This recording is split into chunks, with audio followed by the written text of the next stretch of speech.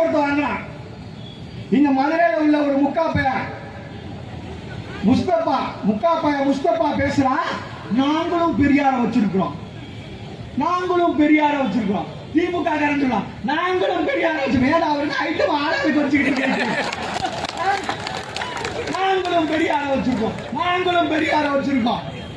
இந்த முஸ்தபாவை கேட்கிறேன், நீ நல்ல ஆம்பளையா இருந்தா நீ சனாதனத்தை ஒழிப்போன்னு சொல்றீல. இன்னைக்கு காலையில ஒரு வீடியோ பார்த்தேன்.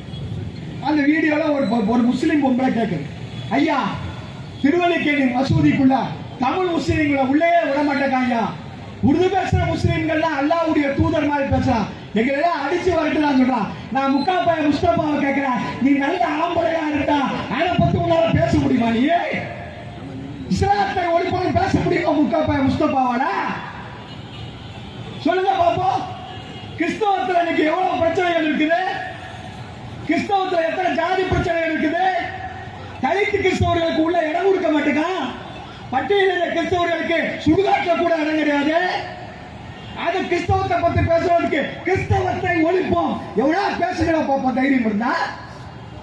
பெரிய சமூக சமத்துவத்தை மக்களை பிளவுபடுத்துகிற சனாதனத்தை ஒரு ஒழிக்க போறான் கிழிச்சாரு. மக்களை பிளவுபடுத்துகிற கிறிஸ்தவத்தை ஒழிப்போம் பேசு பாப்போம் உதயநிதி. மக்களை பிளவுபடுத்துகிற இஸ்லாத்தை ஒழிப்போம் பேசுவான முஸ்தபா. ஆனா இங்க வந்துட்டு சொல்றான் சனாதனத்தை ஒழிப்போம்.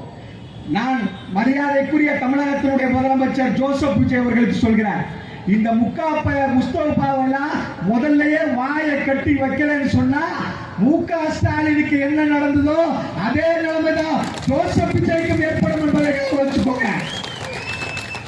இன்னொருத்தன் சொல்றான்,